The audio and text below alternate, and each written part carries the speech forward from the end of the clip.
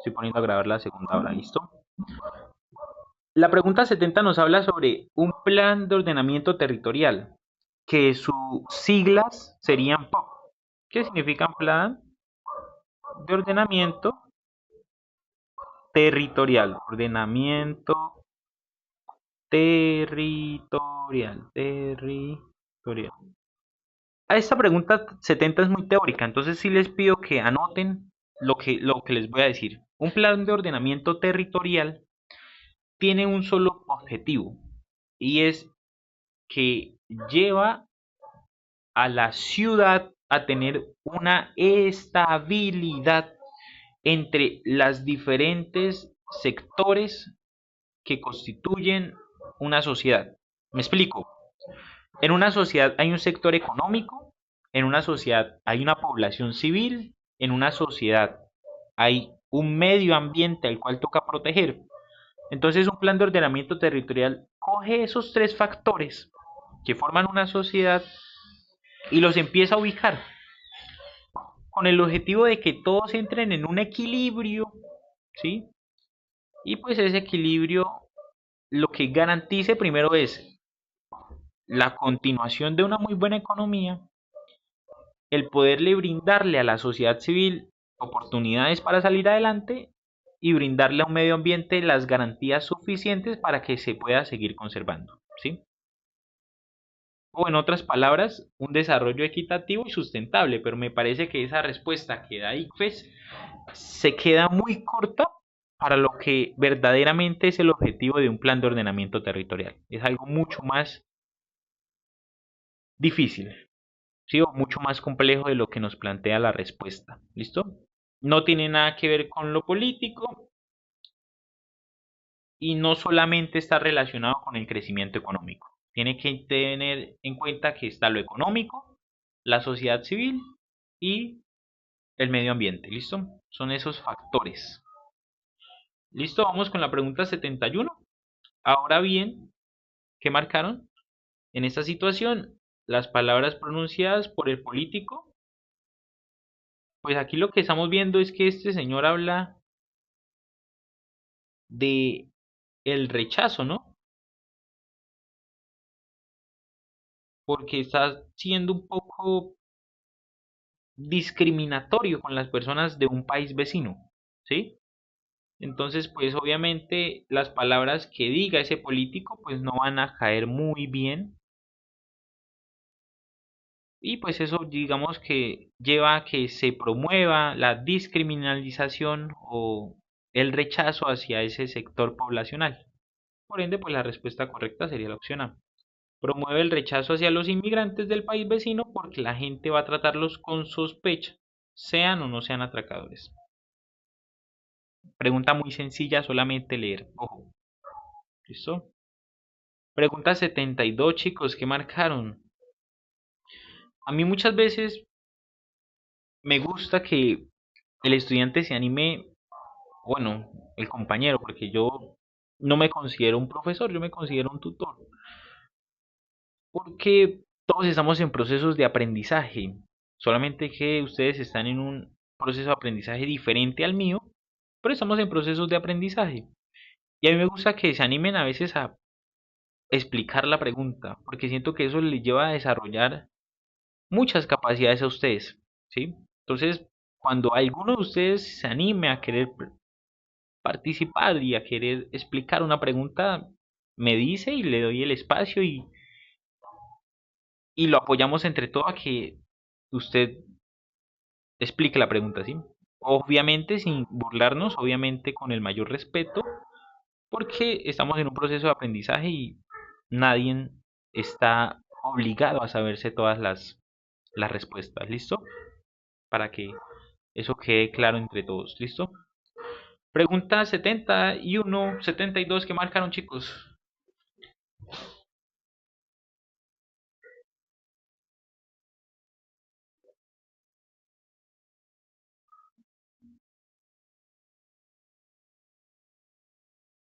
Listo. Entonces la pregunta nos dice, a partir de la información contenida con los dos discursos o en los dos discursos, ¿es correcto afirmar que se pronunció primero? Entonces vamos a analizar. Fragmento A. Aunque el presidente francés dijo que el gobierno ha hecho grandes avances, aprobando nuevas leyes y reforzando la seguridad, de acuerdo con el gobierno a nivel de alerta sigue siendo alto. Igualmente explicó que en el último año, esto va a ser muy clave para ubicarnos espacialmente, se dictaron medidas contra medio centenar de extranjeros al fin de impedir que puedan entrar en territorio francés por sospecha terrorista. Fragmento: el presidente francés se dirige por segunda vez en 48 horas a la nación para condenar los hechos y llamar a la calma y la unidad sin fisuras. El miércoles calificó a las víctimas como héroes que habían muerto por defender los valores de la República y pidió que los franceses dejaran a su lado sus diferencias. Entonces, ¿qué nos permite ubicar espacialmente el fragmento A del fragmento B? Literalmente esta palabrita año y esta palabrita que dice 48 horas. Obviamente por temporalidad, usted sabe que el fragmento que se pronunció primero fue el B y que después le sigue el A.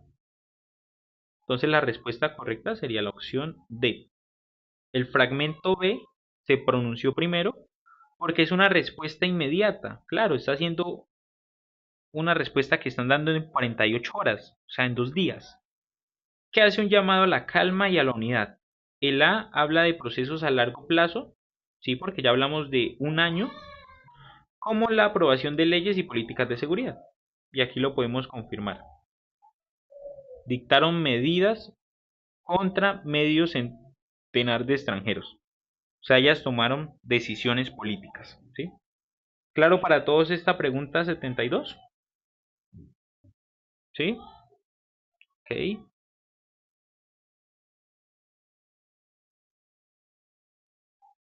Ok.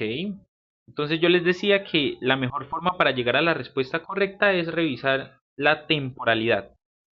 El fragmento A nos habla de un año, el fragmento B nos habla de 48 horas. ¿Qué nos pide la pregunta? La pregunta nos pide decir que cuál de los dos discursos se pronunció primero. Entonces el que se pronunció primero fue el del fragmento B, porque se relaciona con 48 horas, 2 días. El fragmento A se pronunció un año después, ¿sí? Un año después de que ocurrió el atentado en Francia.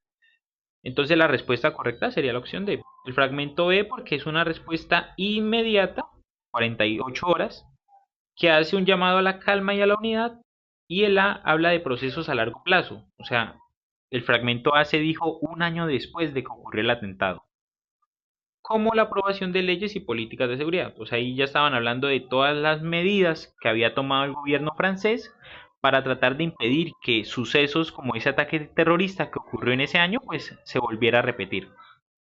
¿Listo? Para la personita que me preguntó y para todos, claro. Listo, Juan, con gusto. 73. Teniendo en cuenta esta definición, el clientelismo justifica la creación de entes de control y por qué. Entonces, ¿alguien sabe qué es el clientelismo, chicos? ¿Qué es el clientelismo? ¿Quién nos da su opinión?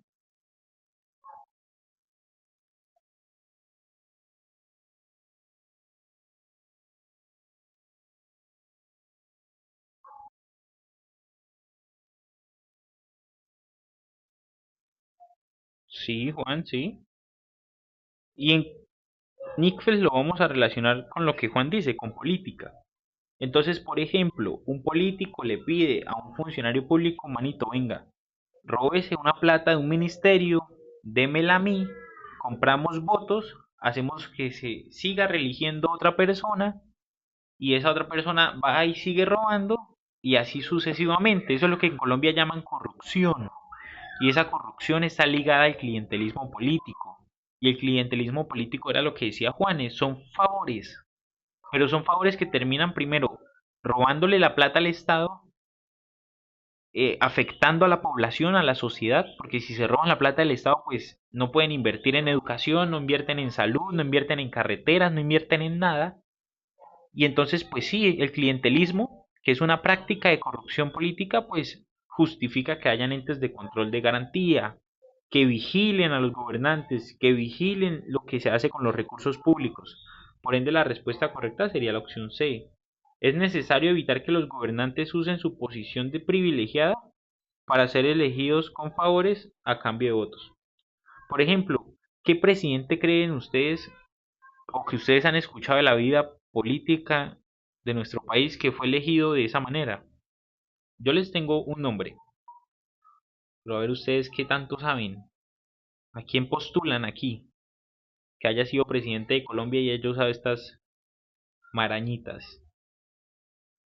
Yo les tengo un nombre, pero a ver ustedes a quién proponen. Uy, bueno, bueno, ese nombre no creo, no, Jason, no, no, exactamente, no, Iván Duque. El tipo está relacionado con un proceso de la ñeñe política, pero como sabemos,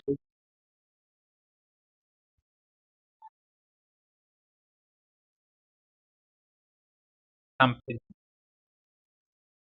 Samper, Ernesto Samper. Sí, que tiene que ver con el caso de los... ¿cómo escribe Ernesto? Ernesto se escribe... espere. Con el caso de los Rodríguez Orejuela, que él le recibió plata del cartel de Cali, creo que fue. Pero el más ubicado aquí es Iván Duque. El tipo tiene que ver con esto de niña política. ¿Sí? No, Petro, no, Jason, no digas eso. Jason, digamos que Petro ganó limpio. El tipo ganó limpio, ¿sí? No, Jason, rompiste mi corazón, ¿cómo vas a decir que Petro? Bueno, respetamos posiciones políticas, ¿listo? Pregunta 74. ¿Cuál de las siguientes dimensiones está presente en la anterior descripción de la situación? Pues aquí tenemos la primera dimensión, es una dimensión ambiental. ¿Por qué? Porque la construcción de esa represa está relacionada con que se tenga que intervenir un río. ¿Y a qué hago referencia con la intervención de un río? Pues que eso va a generar efectos negativos en el medio ambiente, ¿sí? Entonces, ahí estaría la primera dimensión. La segunda dimensión sería una dimensión económica, porque se espera que la construcción de esa represa o de esa hidroeléctrica genere más recursos, genere más ingresos económicos. Entonces, las dos dimensiones que estarían en juego sería la económica y la ambiental. Respuesta correcta, opción D. ¿Listo? ¿Claro para todos? Vamos con la pregunta 75, chicos. ¿Qué marcaron? ¿Cuál es el propósito de las medidas propuestas? Entonces hablamos aquí de que un líder político dice volveremos a participar en las elecciones cuando el calendario electoral vuelva a ser estable y no haya intervención por parte del presidente, aumenten los controles por parte de entes independientes, los ciudadanos no sufran represalias por expresar su preferencia electoral, se les permita a los ciudadanos crear y pertenecer a partidos políticos y las decisiones tomadas en las urnas se respeten. Aquí estamos hablando de democracia. Ojo, la democracia no es solo usted salir a votar. La democracia es un proceso muy... Digo que ninguna sociedad del mundo está preparada para vivir en democracia. Porque vivir en democracia requiere que las personas, los ciudadanos que conforman las democracias y las sociedades, deben tener un nivel intelectual y de criticismo muy alto. Pero ojo, criticismo no es usted criticar a la persona, ¿no? A las personas. Criticismo es que usted tenga la capacidad de analizar las decisiones y las propuestas que proponen los candidatos y usted basado en esas propuestas que hacen los candidatos, usted tome la mejor decisión. Y ninguna sociedad del mundo tiene un nivel de población con ese nivel de criticismo, ¿sí? No estamos preparados en ninguna sociedad del mundo para hablar de democracia, porque es muy complejo. Y en el caso de esta pregunta, pues lo que se trata de buscar es fortalecer la democracia, garantizando condiciones para ejercer oposición política y disminuyendo los límites al ejercicio electoral. O sea, que la gente tenga la libertad de expresarse políticamente en las urnas y que esa decisión sea respetada. Y pues ya, es eso. Preguntas, quejas, reclamos, sugerencias de esta pregunta 75, chicos. ¿Todo claro? ¿Todo bien? ¿Sí? Vamos con la pregunta número 76, muchachos. ¿Cuál de las siguientes condiciones sería necesaria para implementar esta medida de energía eólica? Perdón, repito. ¿Cuál de las siguientes condiciones no sería necesaria para implementar esta medida de energía eólica en dicha región del territorio colombiano? Respuesta correcta, opción C. ¿Por qué? Partamos de lo clave. ¿Sí saben qué es la energía eólica? ¿Sí saben qué es? ¿Cómo? Alguien lo dijo, pero no sé quién fue.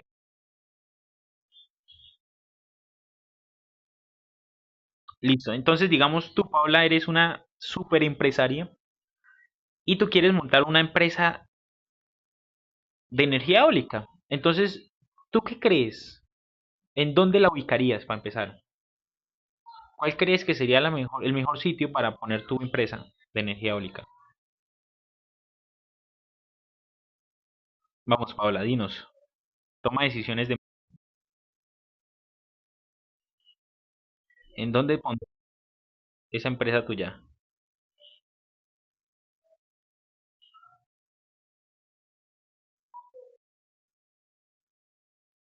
Por- Exacto, en un desierto.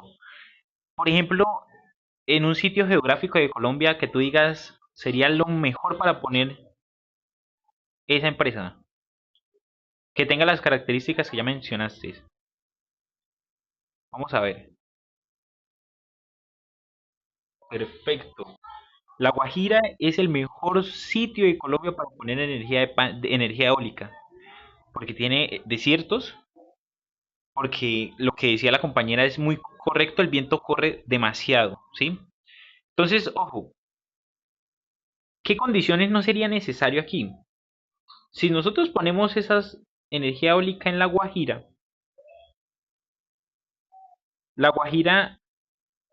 tiene una parte de su territorio muy poblado por comunidades indígenas, la famosa comunidad indígena de los Guayú. Obviamente hay otras, pero digamos que esa es la más representativa.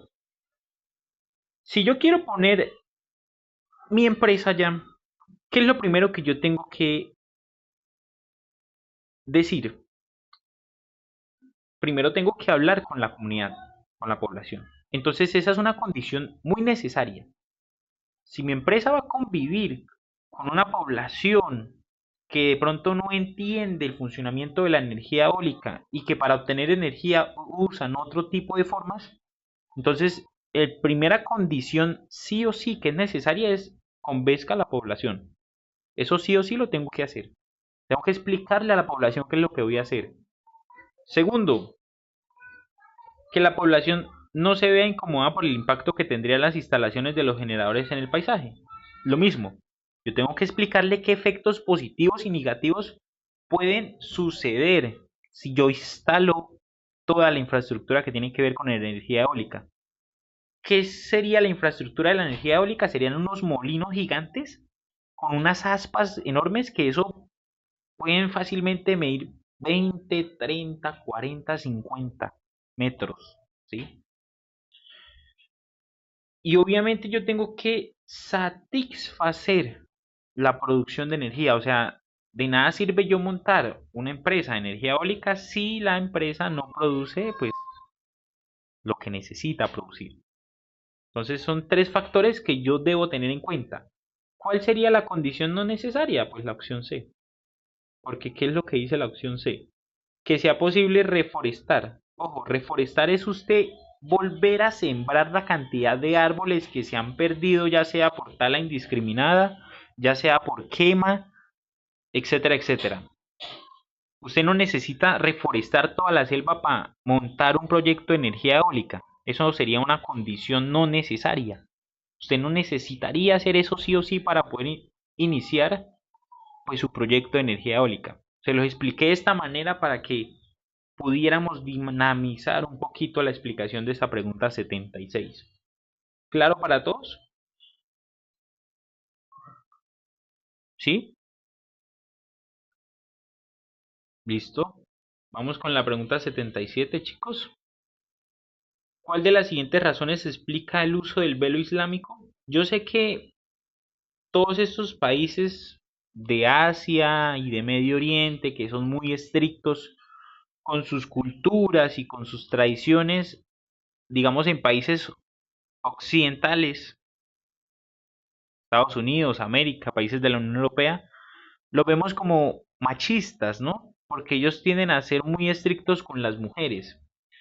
Pero cuando de pronto uno entabla con una comunicación con las personas o con las mujeres de esas culturas y de esas regiones del país, pues uno se da de cuenta de que las mujeres que usan este tipo de vestimenta como el velo, pues ellos lo hacen con mucho respeto, con mucho agrado, porque se aferran a sus tradiciones, ¿sí?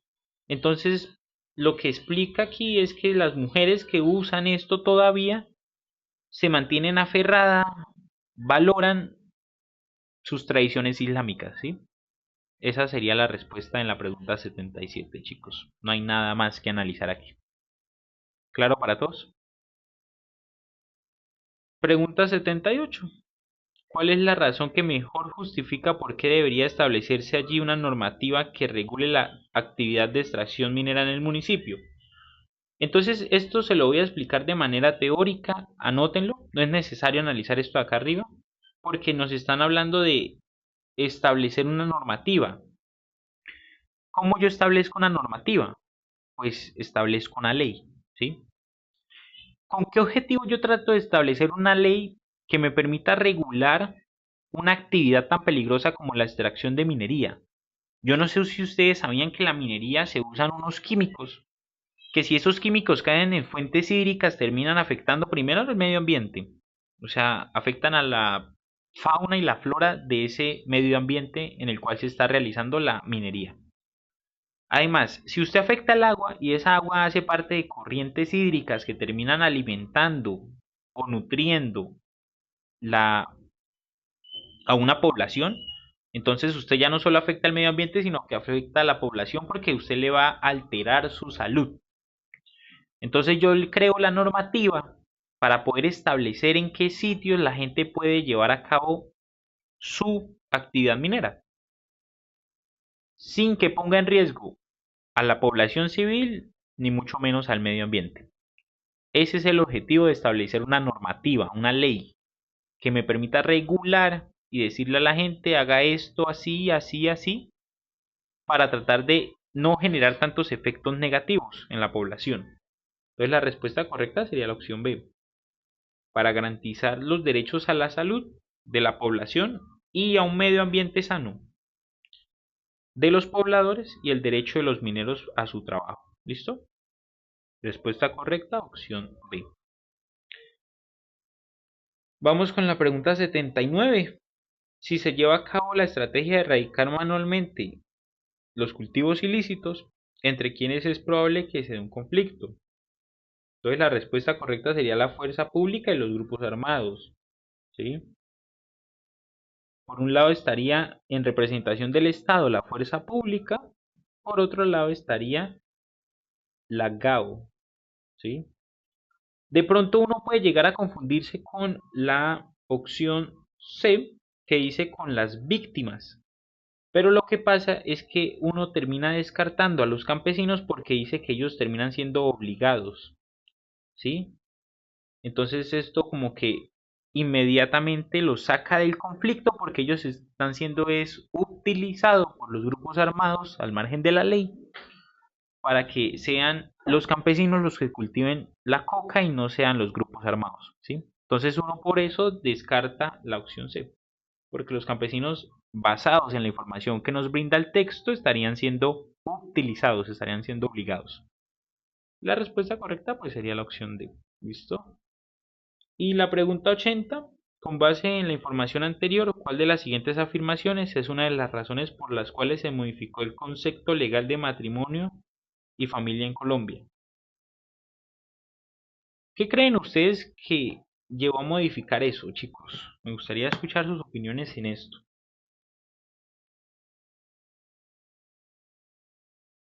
Aquí hablamos, por ejemplo, el texto habla de